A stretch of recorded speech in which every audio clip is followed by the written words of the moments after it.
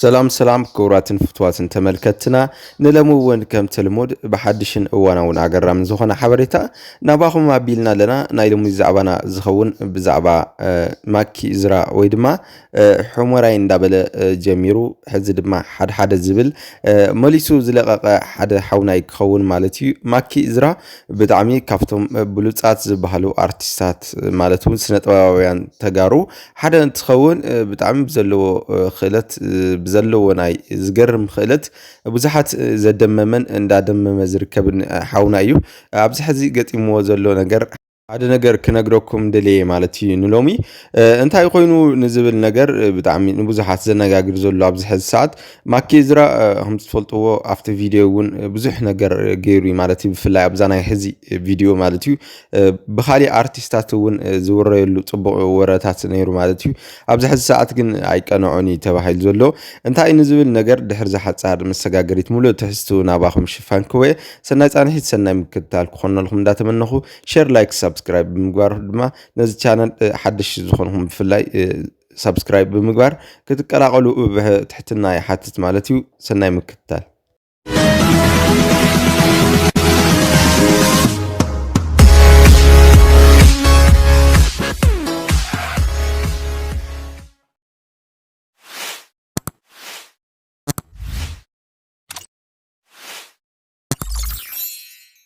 እሞ ክቡራት ተኸታተልቲ ኣብ ምእታይ ከምቲ ዝበልኩኩም ማኪ እዝራ ብጣዕሚ ካብቶም ተፈተውቲ ዝበሃሉ ተጋሩ ኣርቲስታት ወይ ስነ ጥበባውያን ሓደ እንትኸውን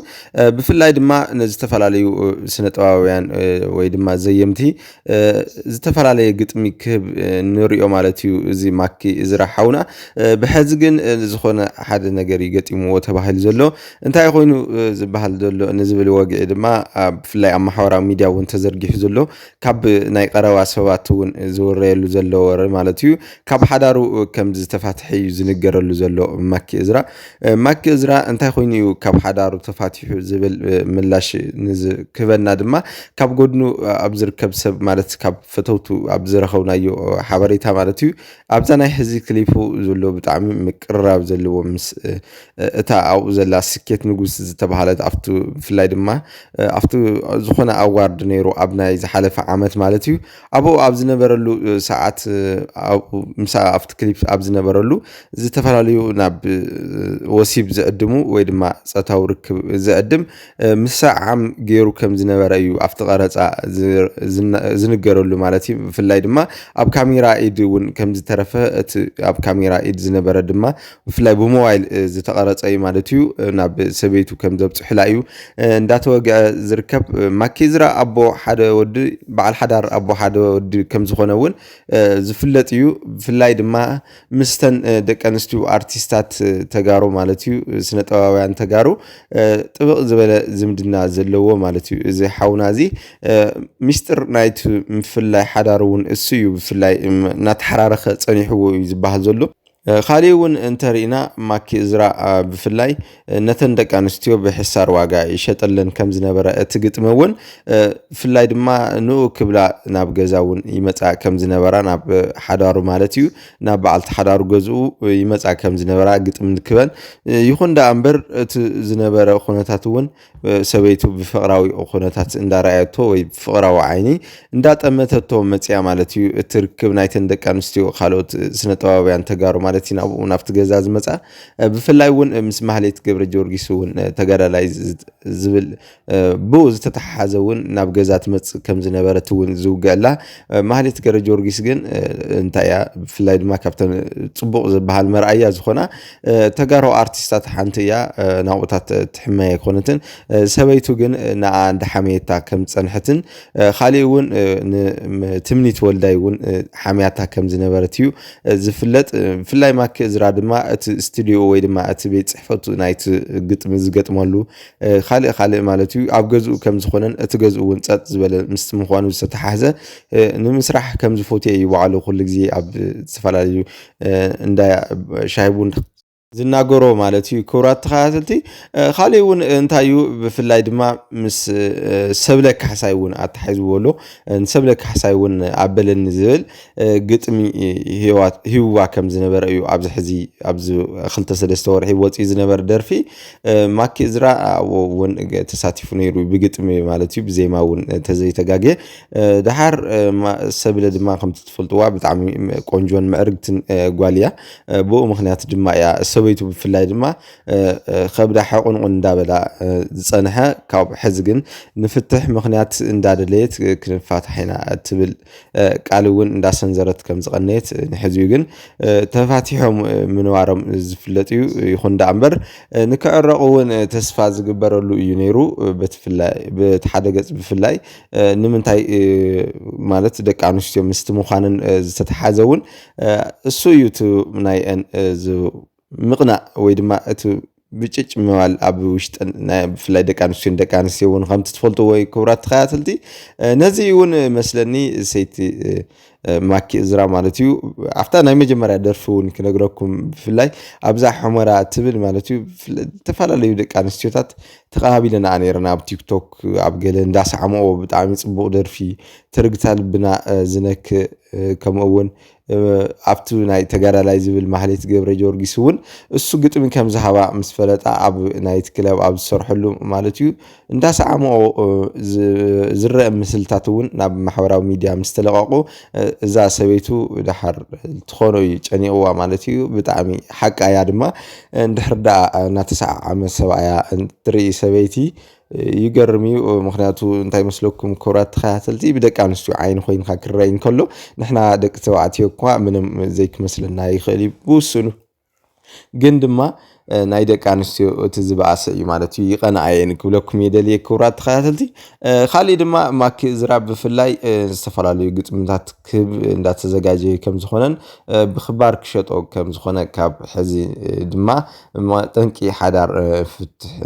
ናቱ ማለት እዩ እቲ ሓዳሩ ዝኾነ ዘሎ ብርካሽ ምሻጥ ግጥምን ከምኡ እውን እተን ደቂ ኣንስትዮ እውን ናብ ገዝኡ ከይመፃ ካሊእ ቢሮ ከም ዝኸፍት እዩ ምስ ሰበይቱ ድማ ከም ዘዕረቕ እዩ እንዳተናገረ ዝርከብ ማለት እዩ ማኪ እዝራ ብፍላይ ምስ ፈተውቱን መሓዙቱን ዘለዎ ፅቡቅ ፀባይ ማለት እዩ ኣዝዩ ተፈታዊ ኮይኑ ዘሎ ኣርቲስት እዩ ብፍላይ ኣብ መንገዲ እንተረኺቦ ደቂ ኣንስትዮ እውን እስካብ ፈርመለይ ዝብል ምሳኻ ፎቶ ክንለዓል ዝብል ብዙሓት ሰብ ሃብቲ ደቂ ኣንስትዮን ከምኡ ዲያስፖራ ከይተረፋ ከም ቃል ነቕፋር ከወስዶ ከም ዝደልያ እውን ዝሕብራ ኣጋጣሚታት ኣለዎ ማለት እዩ ብፍላይ ድማ እተን ተጋሩ ሰብ ሃብቲ እውን ንፍቅራዊ ዝምድና ይደልዮ ከም ዘለዋን ምስ ሓዳር ምፍትሕ እውን ደስ ይብለን ከም ዘሎን እዩ እንዳተነገረሉ ዝርከብ ዝሓውና እዝራ ማለት እዩ ንሱ ግን እዚታት ወዲዚታት ናብ ግምት ከየተ ደስ ከይበሎ ማለት እዩ ነዚ ጉዳይ ንምስ ሓዳሩ ጠንኪሩ ክቕፅል እዩ ሓሳቡ ከም ዘለዎ ፈተውቱ ዕርኽቱ ዝናገር ዘለዉ ክቡራት ተኸታተልቲ ካሊእ እንታይ እዩ ማኪ እዝራ ብፍላይ ካብ ገጠር ወረዳታት ትግራይ ከም ዝመፀ እዩ ዝንገረሉ እንታይ እንዳሰርሐ ከም ዝዓበየ እውን ብፍላይ ኣብ ዝተፈላለዩ ቃለ መሕተታት እውን እንዳተናገረ መፅኡ ማለት እዩ ማኪ እዝራ እሱ ድማ ኣብ ናይ ዝተፈላለዩ ሕርሻታት ዝተፈላለዩ መስተ ሕርሻ ዝተተሓዘ ድማ ክራርን ከምኡ እውን ጭራዋጣ ምስ ዘለዎ ናይ ቀረባ ማለት ኣብቲ ዓዲ ንዝርከብ ሓደ ዓብይ ሰብኣይ ሽማግለ ማለት እዩ ምስኡ ኮይኑ እሱ ክራር ግጥምን ከምኡ እውን እቲ ሰብኣይ እውን ግጥሚ እንዳገጠሙ እዮም እታ ጭራ እንዳጫወቱ ዓብዮም ብፊሽካ ማለት ሸምባቆ እውን ይጫወት ምስ ዝነበሩ ዝተፈላለዩ ጓሶትን ከምኡ እውን ዝተፈላለዩ ነበርቲ ወናማት ዝኾኑ ነበርቲ ወይ ድማ ዋጦት ዝበሃሉ ብፍላይ ድማ ኣብ ተጋሩ ዝፍተው ኣብ ዝተፈላለዩ ጓይላ እንዳመፁ ዘድመቑ ኣብ ባንድታት እውን ድሓር ናብ ከተማ ምስ መፀ ኣብ ባንድታት እውን ይሰርሕ ከም ዝነበረ እዩ ሚስጥር ናቱ እቲ ፅባቐ ሙዚቃ ክለቅቕ ተገይሩ ዘሎ እውን እሱ እዩ ብፍላይ ኣብዚ ናይ ሕዚ ብጣዕሚ ፅቡቕ ዝበሃል ክሊፕ የውፅእ ነይሩ ወይ ቪድዮ የውፅእ ነይሩ ምስ እዛ ሓፍትና ስኬት ንጉስ እውን ዘውፅኦ ብጣዕሚ ደስ ዝብል ሙዚቃ እዩ ነይሩ ማለት እዩ ክቡራት ተኸታተልቲ ብፍላይ ድማ እቲ ዘለዎ ምስ ሰብ ምስሓቅ ምጭዋት ምስ ዘለዎ ቁንጅና ፅሬት ሰውነት እውን ዝተፈላለየ ኣጓላት ይፈትዎ እየን ማለት እዩ ምስ ሓዳሩ ድማ ከዕረቕ ትፅቢት ዝግበሮ ማለት እዩ ክቡራት ተኸታተልቲ እናንተ ክብለኩም ደልየ ብፍላይ እዚ ኣርቲስት ወይ ድማ እዚ ስነ ጥበባዊ ሓውና እዚ ንክዓቢ ቻነል እውን ኣለዎ ማለት እዩ ማኪ እዝራ ዝብል እቲ ቻነሉ እሱ እውን ብምብርታዕ እዚ ናይ ባዕሉ ከም ሆፕ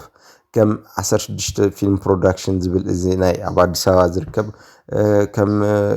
ቤትና ዶ ገለ ዝብል ዘሎ ህድሞና ከምኦም ንክዓቢ እውን ሳብስክራይብ እንዳገበርና ብፍላይ ነቱ ዘለዎ ኩሉ ኩነታት